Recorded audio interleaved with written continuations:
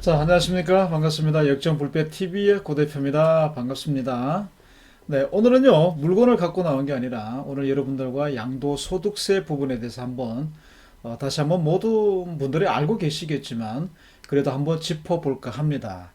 1주택을 가지신 분들은 큰 문제가 없겠지만 우리가 잘 아시다시피 2주택자부터가 이제는 문제가 되는 겁니다. 자, 중과가 된 상태에서 한 번 더 중과가 되는, 이중으로 중과가 되는 그러한 정말 초유의 사태가 지금 현 정부에서 벌어지고 있다는 얘기입니다.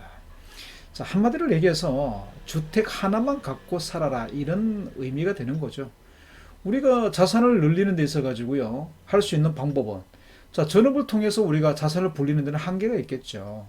그래서 부동산을 사서 부동산을 투자를 해서 이렇게 자산을 불리는 방법이 있고요. 그리고 여유와 능력이 되신다면 주식을 통해서 뭔가 또 자산을 늘리는 방법, 이런 방법들이 있는데, 누구나 뛰어들 수 있고 누구나 접할 수 있는 게 바로 부동산 투자거든요. 갭 투자를 통해서 자산을 불리는 방법들이 있는데, 현 정부에서는요, 이런 사람들을 투기꾼으로 지금 몰아가고 있으면서 제재를 시키고 있다는 얘기입니다. 그래서 지금 서민들은요, 어떤 자산을 불리는데 굉장히 큰 제약이 있다, 이렇게 생각을 합니다. 그렇다고 해서 여러분들 손 놓고 있으면 안 되겠죠. 자, 스스로 이제는 공부를 해야 된다는 겁니다. 자, 집을 하나 사가지고요, 피해갈 수 있으면 무조건 피해가야 되는 거고요. 충분히 또 그런 방법도 있고요. 그래서 오늘은 여러분들과 함께 양도소득세 부분에 대해서 한번 짚어보겠습니다. 여러분, 제가 가지고 있던 집을 20억에 양도를 했습니다. 그러면 제가 취득했을 때 10억에 취득을 했기 때문에 취득 금액이 있겠죠. 거기에다 필요 경비. 자, 필요 경비라고 하는 것은 여러분 여러 가지가 있습니다. 잘 챙겨 놓으셔야 돼요. 우리가 나중에 양도소득세 계산해서 필요 경비를 제출했을 때 적격 증빙을 해줘야 됩니다. 그래야만이 공제를 받을 수가 있다는 거예요. 자, 간단하게 우리가 중개 수수료가 들어가겠고요, 취등록세가 들어가겠고요, 법무사 수수료, 일단 부대 비용이 다 들어갑니다. 그리고 자본적 지출이 있는데요, 그 집의 가치를 올리기 위해서 들어갔던 지출입니다. 그 비용이죠. 그런 세금 계산서를 갖다가 지참했다가요, 필요경비 때 제출을 하게 되면 다 인정을 받게 됩니다. 필요경비를 통해서 빼주게 되면 양도소득 금액이 나옵니다. 자, 그 다음 중요한 게 바로 장기보유 특별공제 세금 혜택이라는 게 있습니다. 이것이 가장 크다. 1세대 1주택을 가진 사람이 고가주택 20억짜리를 팔았을 때 가장 많이 받는 혜택이 바로 장기보유 특별공제입니다. 10년 보유를 했을 때 최고 40%, 그리고 10년 거주를 했을 때 최고 40%, 보유와 거주를 40%로 나눴는데요, 최대 80%가 장기보유 공제율이 적용이 된다는 겁니다. 사실상은 장기보유 특별공제를 빼고 나면 세금이 거의 없죠. 그리고 기본공제입니다. 이 기본공제는 사람 인당 기준으로 들어가는데 1년에 한 번씩 적용이 되는 겁니다. 1년에 두 번은 적용이 안 돼요. 250만 원이 적용됩니다. 이 모든 것을 빼고 나면은 과세 표준이 나온다는 얘기입니다. 이것이 바로 이것이죠. 과세 표준이죠. 여기에다가 내가 일반 세율이 적용이 되는 건지, 그 다음 중과세율이 적용이 되는 건지를 대입을 시켜보면요, 납부할 세액이 나온다는 겁니다. 오늘 여러분들과 함께 나누고자 하는 범위는요, 일반 세율 범위가 아니라 바로 중과세율 범위입니다, 여러분.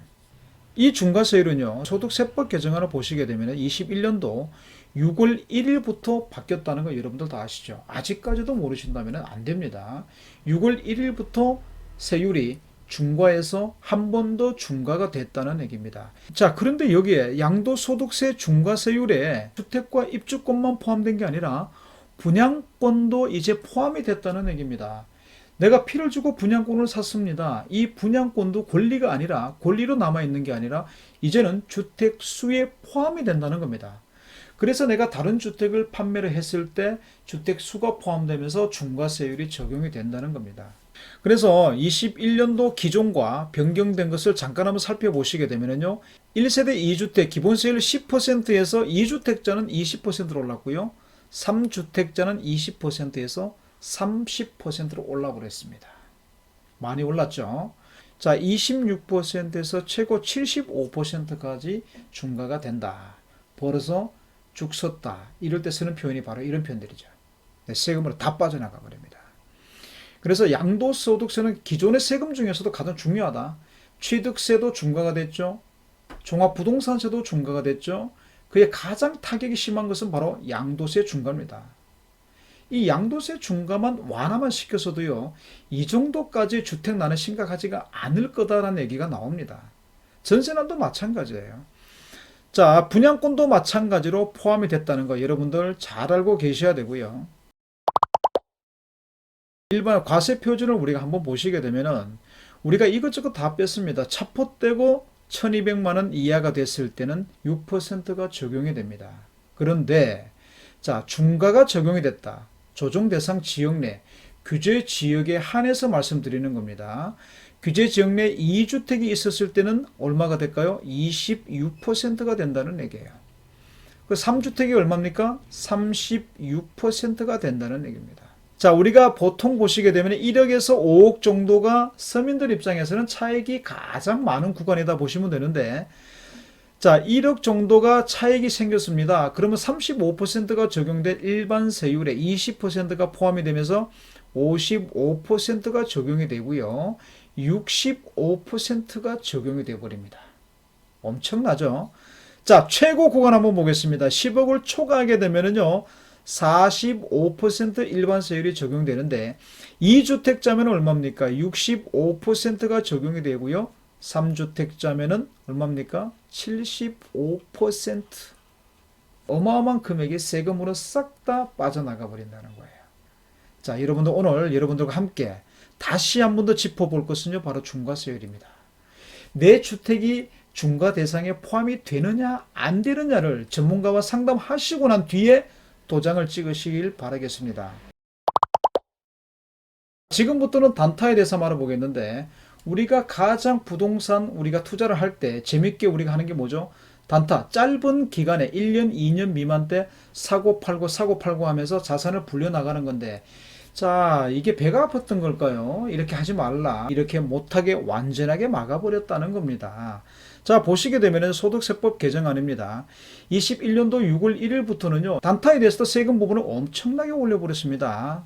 자, 이제는 주택과 그리고 입주권, 분양권도 마찬가지로 다 한꺼번에 몽땅 다 중과가 됐다는 건데요. 자, 기존에는 1년 미만이었을 때는 40%, 1년 이상 2년 미만이었을 때 기본세율 적용되었던 것이, 자, 어떻게 변했죠?